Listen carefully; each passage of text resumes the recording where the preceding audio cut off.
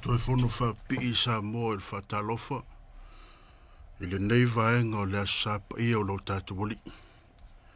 Ma lo le soi fu manuia ma lo le langi mama. Ma lo fo ile ono sa ile. Usai ma le valawina. E mese lo tatu no pi e tu tonu.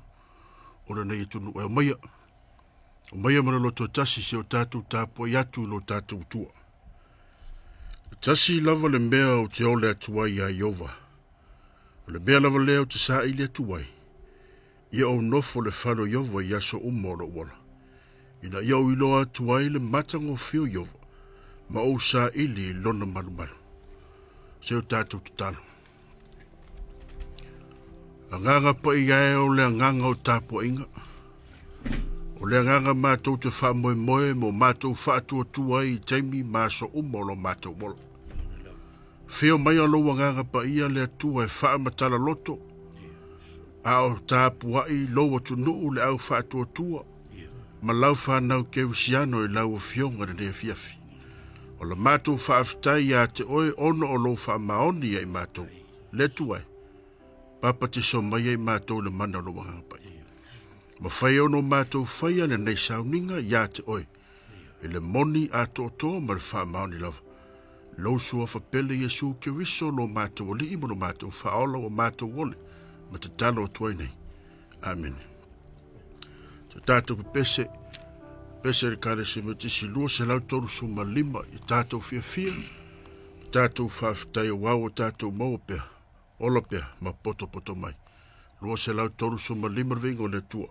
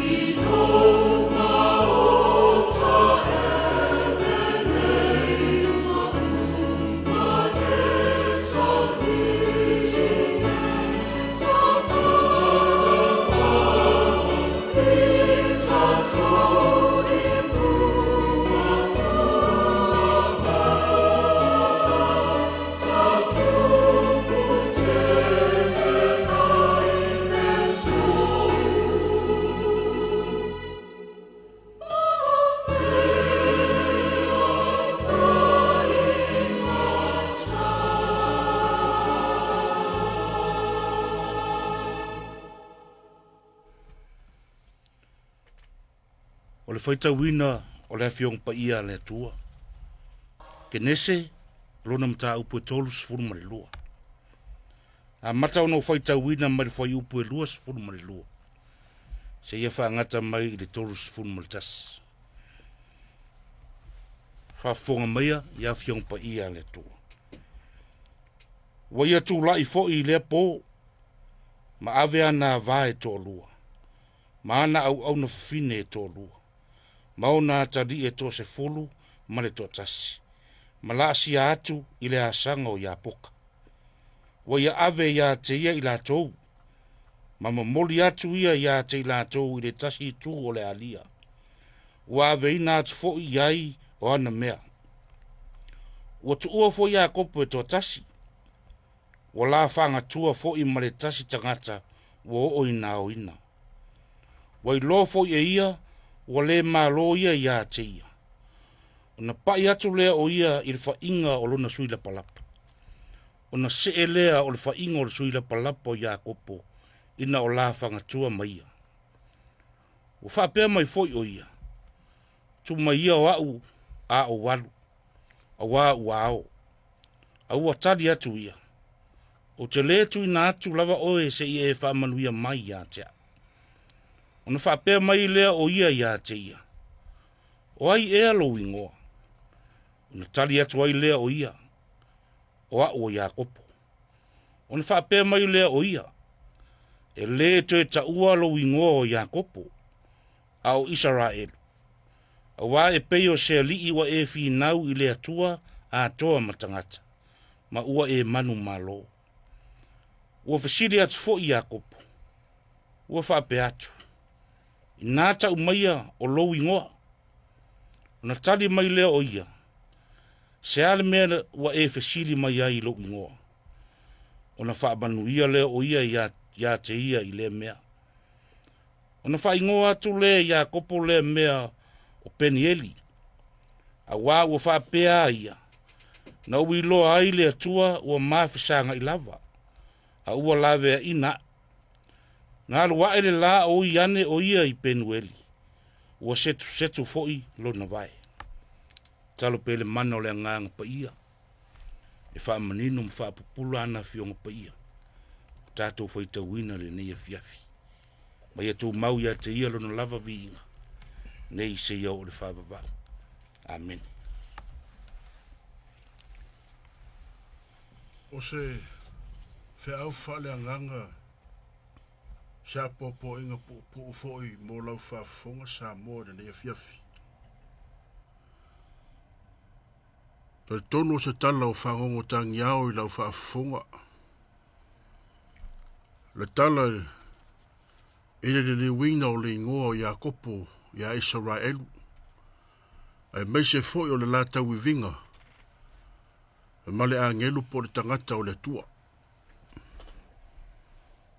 E tai o le a iaisi na laina mai le foi upo e luas fu mo le ono. E fia ave e se wha mafa o se fi au tātou te wha soa ma tātou a leanga. Wha leanga ne fiafi. Wha pero na whaita wina. O te le tu wina tu lava oe. Se ia e wha manuia mai a ta. Te le tu wina tu lava oe. Se ia e wha manuia mai a ta. A tātou toi whaitau, ma toi whaitau, ma whaitau i vai leina ma leina le tusi nei. E ma whaino tātou wa ai i se ata. O lo te atu e le tangata o le atua Iakopo. Ai o lo tau ma whai Iakopo e toso atu i a te ia. E leo manao Iakopo e wha mamolu le tangata lea la te tawiwi po lea la te whangatua. E ele mea lea nau Iakopo e fia maua ma le tangata lea. E ele fai tau tātou whapea o lea saili. Ia le saili le mafuanga. Fia iloa po lea lea fuanga. Tonu whapea nā se vai le tala leo e le fiafi. O leo tua whaitaunga tus whaitawaso le kale se me tisi laso nei. O whaautuina whaitaunga o le whinaunga pa ia. O le whinaunga pa ia. Le whinaunga le tangata o le atua po le angelu male tamo Iakopo. Lea wala whinau po wa whakatua. Wa sila sila e le tangata o le lii o le aau. Awa le mawhai e Iakopo na whaamamulu ia. Temine wa pau Iakopo lalo wa pai ia le tangata o le atua e le whainga po le surunga titi. Aolo o mau pea le ua Iakopo e le mawhai o na whaamamulu pe o na avea matato matua na nefiafi. E ei le mea le male nau nau ta ingo Iakopo e fia I loa le tangata lea aile I anu e se atu. Ma whaifa o na tātou whaamatalaina Iakopo le tangata sa ili malo o le tangata e whinau. Tele tu inga whinaunga. Pe atara no le upu whinau. E whanau mai le upu whinaunga. E whanau mai le upu whinau. A whinau no wina tō tasi le tangata lai whinau. Ai a whinaunga wa tō lua pa wa tō tele. E whinaunga whanama whau. E peo la o ino le poto ma le atamai le tonu a aunga mo universite le tu atu e tātou whanau. Whinaunga na whanama whau. Whinaunga wharetino e peo na yeile so. O lo iei tama whanau o lo watunuu, tauwi no le tau e tālonga. Whinaunga nā le tino. Whaipo ai malosi, tau mawhai e whaato I lalo lesi. Pe ta e le whinaunga mune le whinaunga tā ua lea le wha mafa iei raso nei. Whinaunga po le tau a whaaleanganga. O le whinaunga le mea moni o whinaunga mea mio tonu. O le whinaunga le mea sao. Whinaunga mo whamanuyanga mo manuia. O le whinaunga le kerusiano e whinau le mea o le whaoletanga ma le ola e whaavavau le tātou titau sini o mai ei. A o le whinaunga la le whinau ia le tamo Iakopo. O le tamo sa ili manuia. O leo sauni Iakopo e anga e to e whaafeiloai, pe whaafita ia ilo na uso e sau. E le whaingo fiele alo Iakopo le iei. A whaitau le iei, e alu e whaafita ia ilo na uso auro iele popole, fefe, mata. O le mawhawhau Iakopo le tu mau leito e sau ia teia, pita ele ai. A o nā vai vainga mana, atu ngalunga mana popole olo ia Iakopo. O ili na tofu ai. E sola Iakopo, sola ma whaamanuyanga o le wifa o le sola ma whaamanuyanga o le uru matua.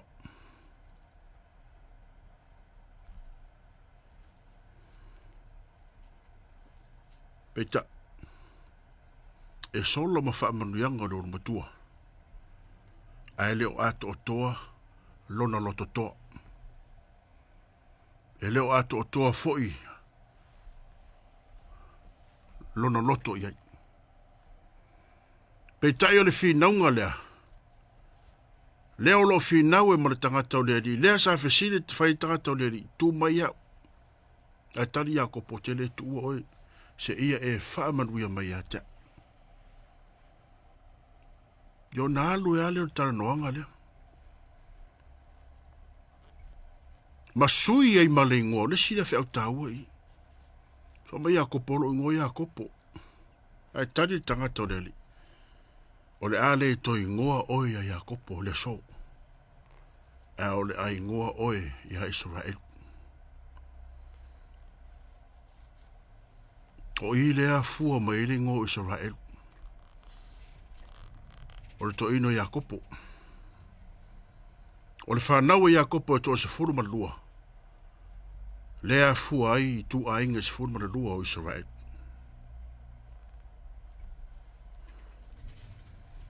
Ta moa malau whaafonga mai nei a fiafi.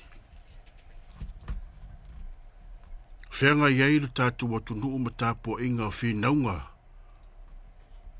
Au ta ma whanau, ta alonga na Yesu. Te tonu e nisi sao le lotu, au nisi sao no nofo le fali. Wa mua nano e tapena ma tāpua i le ta alonga. Ai ngalo le se iwa ai mua i le maua ai manuia, maua ai malo. Tono se tua lalo se ava noa ma se tua lalo fo i lea whaare tala lei. Lei loa po le ale unga ta alonga nei taimi. Tele tonu a malo fia a whaina wale fia whaalonga se lotu. Po lo le fia whaalonga, po lo fia whaalonga. Sa moa le mawhai na tuua le tua oe. E pei ona a apa mau e a kopo. O le tangata o le lifa mai te le tuua oe se ia e whaamanuia me tia. Whapena le fina ngalo le tua mo tātou sa mo. O au tātou waivainga, o au tātou leanga e le mawhai na whaamamuru ese le tua. Lo soifua mo lo ola. Au ta whao le li o. Sa tani le laulang. Nā whee fo ia yopu fasili le tua o le alau mele whai. Mina usau wa ailau au no yopu. Tani le tua alu iei. Pule o ilo naulu se yo o yo no vai. Tasi lava le me sana e pa iei. Na olo nola. Le lofa na le li ia to e mau sa mo. Wow ta whaata mala, wow ta vaivainga, wow ta leanga. Le mawhaina whaamamulu e le tua lo wola. Leanga oe mau o le pale a li o lana fuafuanga o oe mau. O le mata isau o mea na ia whaia. Taua lunga le whainga o le fuafuanga le li ia te oe mau tangata. A whaisa taua lunga ia i tā ua. Lo winga i mamafa e tā ua.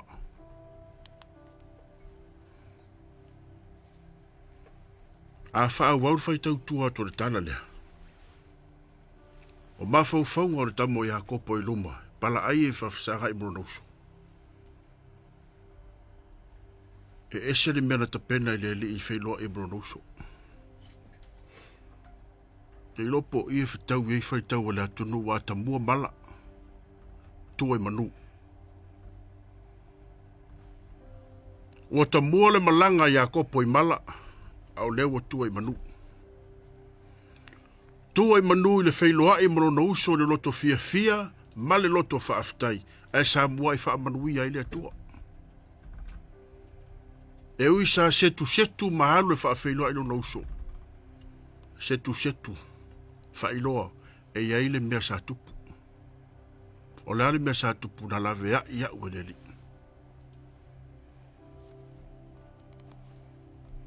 Tato iai neiva i tau tu lata i whai ungo le tau sanga. Walata i teimi tu ua ia onga, walata fo i teimi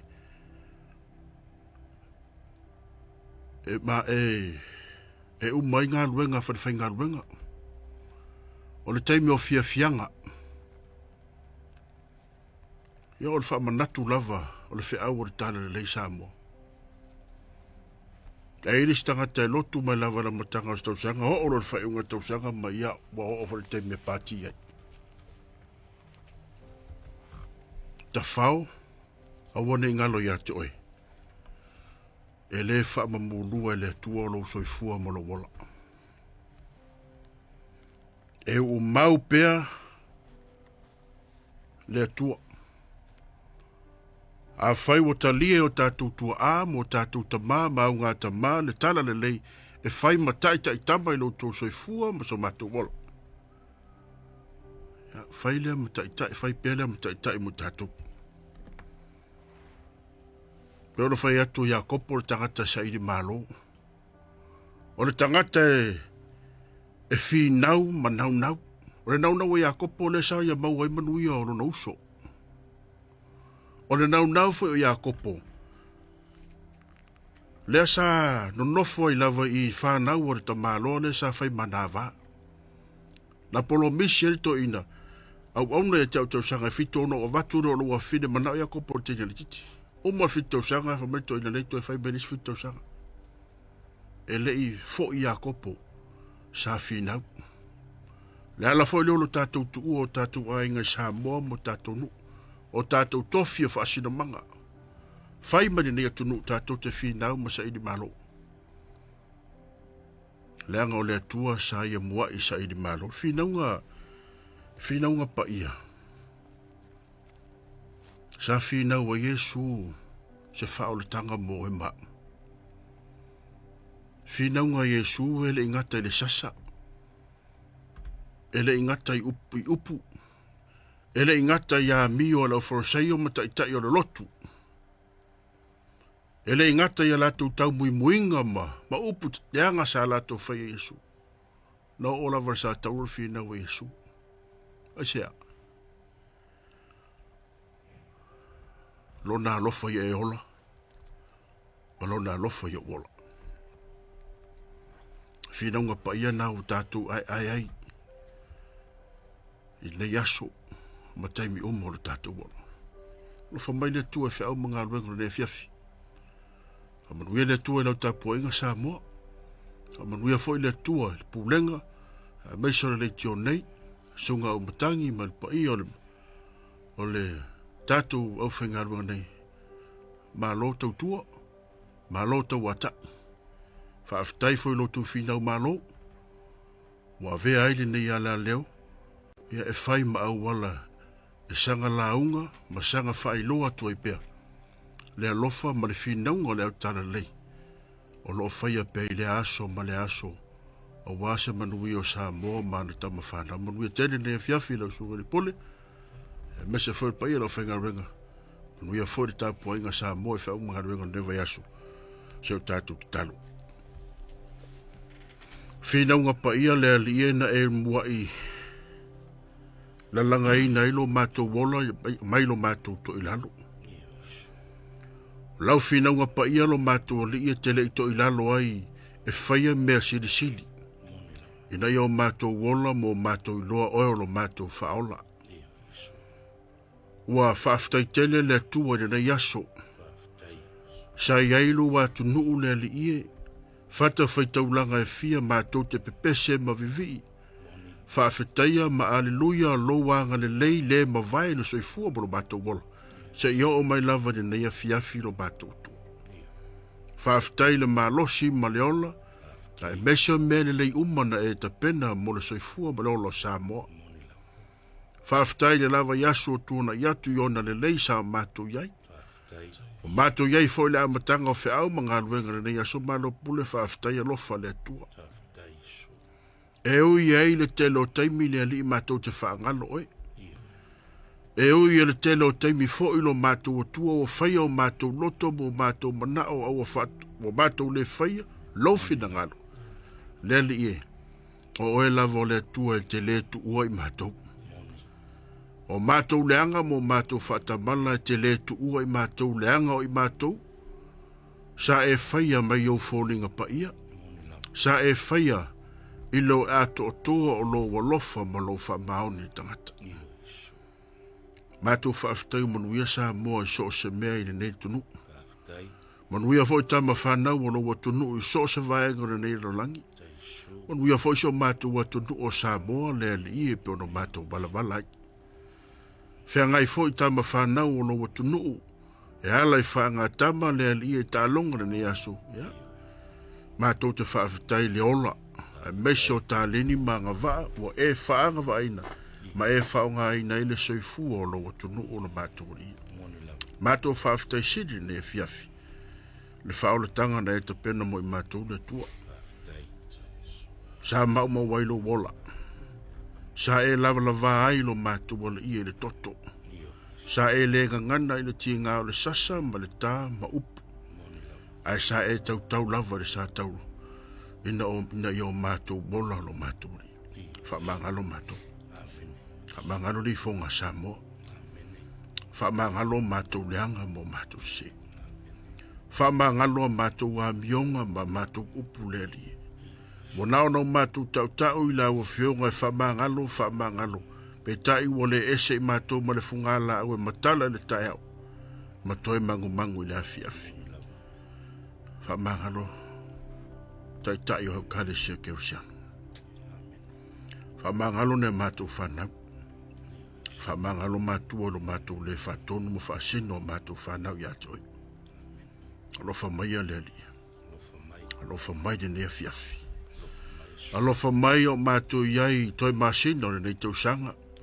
Alofa mai le fōlaunga sa moa ma lau whanau ke usiano le alia. E iai whita, e iai whainga tāo whaatari mai le ala. Pe tai a mātou tuatu lo mātou wola iau a au. E le mawhai o na e tuua. E peo no umau e ia kopo. Le tangata o le atua mataua nau e le tuua se ia e whaamanuia mai. Le tua o mātou la kona na le nefiafi. Whaamanuia mai lo watunu. Mana tua na o mātou tua tausi. To loi le soifua maro lato wala. Mātou mana tua e o mamai le alie. Whaia oe mafo mai sili. Mātou te mana tua e o whaapongi sa peo lato wala ia te oe lo malama susuru atu. O aio whaano noa le alie le nefiafi. Whaamawhanawhana lo mātou tua. Whaamanui e whanau a Samoa. So se a o onga o a onga ilo mātou alie. Whaapoto ma whaata ma maina i lato. Whamanuia e lau ngā luenga tala i kerusiano no mātou alie. O foi nailo mātou wola e whai mau mea whai ngā luenga.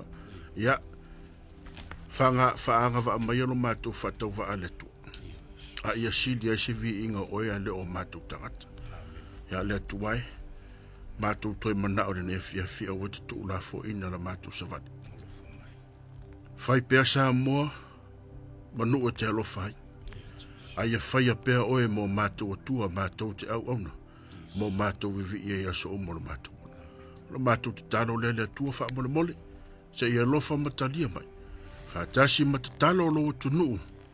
Whaia lo fina ngalo. Aua lava o la mātou whaatawana. O lo Yesu whaolo o mātou wole matatalo tuene. Tu mo mai o mātou lungo malava le lofa male file mumuni o ile atua le tamaa. Mau mafuta mai mātou nei o malava se i o le whaavavau lau. Amen.